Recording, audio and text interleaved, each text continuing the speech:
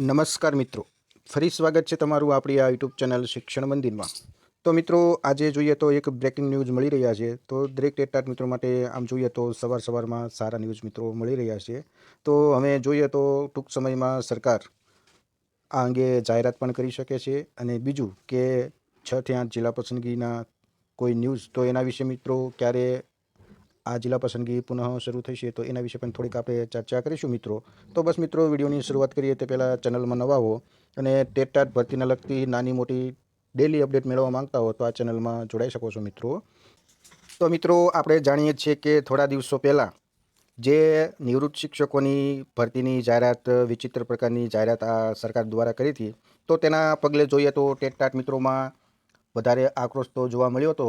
પરંતુ ગુજરાતમાં પણ ઠેર ઠેર આ જાહેરાતની પણ ટીકા કરવામાં આવી હતી. એમાં ખાસ કરીને વાત કરીએ તો ટીવી મીડિયામાં જોઈએ તો આ મુદ્દાને વધારે જોર પકડ્યું હતું કે એક રીતે જોઈએ તો ગુજરાતમાં હજારોની સંખ્યામાં ક્વોલિટીવાળા ટેટાટ શિક્ષક મિત્રો જે બેરોજગાર છે, જેમને ખરેખર રોજગારીની શોધમાં છે, તો એવા મિત્રોને બાદબાકી કરીને જે ઓલરેડી શિક્ષકો જોબ કરતા હોય, રિટાયર થયેલા હોય, જેમને મહિને હજારોનું પેન્શન આવતું હોય, તો આવા શિક્ષકોને રોજગારી આપીને જે સરકારની જાહેરાત હતી, તો એની ગુજરાતમાં સરકારની ટીકા કરવામાં આવી હતી. તો આ અંગે જોઈએ તો આજે ટેટાટ મિત્રો માટે સવારમાં જોઈએ તો સારા ન્યૂઝ છે મિત્રો. તો સરકારે પણ હવે આ અંગે ટૂંક સમયમાં જાહેરાત કરશે. તો એ અંગે જોઈએ તો આર્ટિકલ એક ન્યૂઝમાં છાપેલા જોવા મળે છે. તો સૌપ્રથમ તો આપણે એ આર્ટિકલને ધ્યાનથી સમજીએ અને પછી આપણે 6 થી 8ના જિલ્લા પસંદગી પુનઃ ક્યારે શરૂ થઈ શકે તો એના વિશે પણ ચર્ચા કરીશું મિત્રો. એટલે વિડીયો પૂરો જોજો, જેથી કરીને જે કાંઈ હાલમાં નવી અપડેટ હોય તો એ તમને મળે મિત્રો. તો જોઈએ આપણે સૌપ્રથમ ન્યૂઝમાં જે કાંઈ આર્ટિકલ આજે છાપવામાં આવ્યો છે તો તેના વિશે થોડીક આપણે માહિતી મેળવીએ.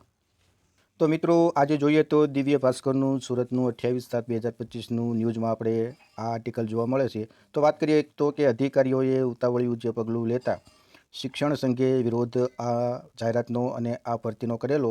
તો અમે પૂરા ગુજરાતમાં આ જાહેરાતનો વિવાદ થતાં નિવૃત્ત શિક્ષકોની ભરતીનો નિર્ણય રદ કરાશે એવી આગામી સપ્તાહમાં સરકાર આ અંગે સત્તાવાર જાહેરાત પણ આપી શકે છે મિત્રો.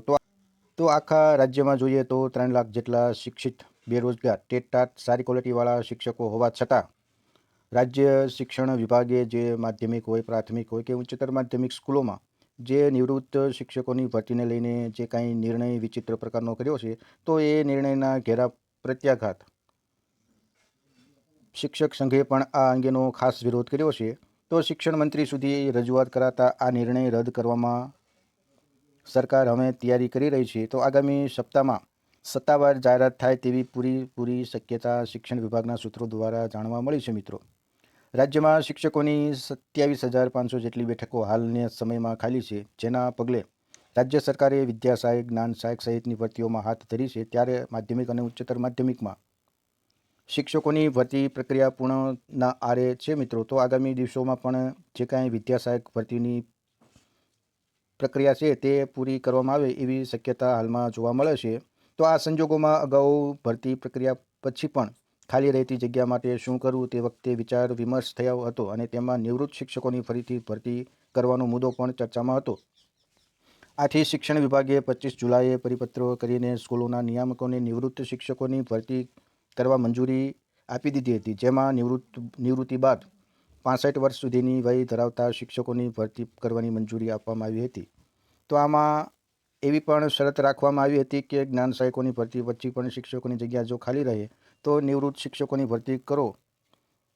જો કે નિવૃત્ત શિક્ષકો રાખવા કે નહીં તે અગાઉની ચર્ચા થયા બાદ અંતિમ ચર્ચા મુખ્યમંત્રી કક્ષાએ થઈ ન હતી અને અધિકારીઓએ અગાઉની ચર્ચાના આધારે અધિકારીઓએ બારોબાર આ નિર્ણય લઈ લીધો હતો મિત્રો. એટલે આમ જોઈએ તો હાલમાં ગુજરાતમાં જે કાંઈ અધિકાર મંત્રીઓ પાસે હોય છે, પરંતુ આપણે જોઈએ કે હાલમાં મંત્રીઓનું ચાલતું નથી મિત્રો. જે કાંઈ ચાલે છે તો એ અધિકારીઓનું જ ચાલે છે મિત્રો. એ જ આવા વિચિત્ર પ્રકારના વિચારો અને ભરતીઓ જાહેરાત કરવાની જે કાંઈ યોજના બનાવે છે, તો એમાં મંત્રીઓને કાંઈ પણ ખબર નથી પડતી. માત્ર ને માત્ર કાગળ પર સહી કરવા સિવાય કાંઈ આવડતું નથી મિત્રો. એ આપણને આ જે કાંઈ થોડા સમયમાં શિક્ષણ વિભાગમાં જે અખતરા થયા છે ભરતીને લઈને, તો એ પરથી આપણને ખ્યાલ આવે છે મિત્રો.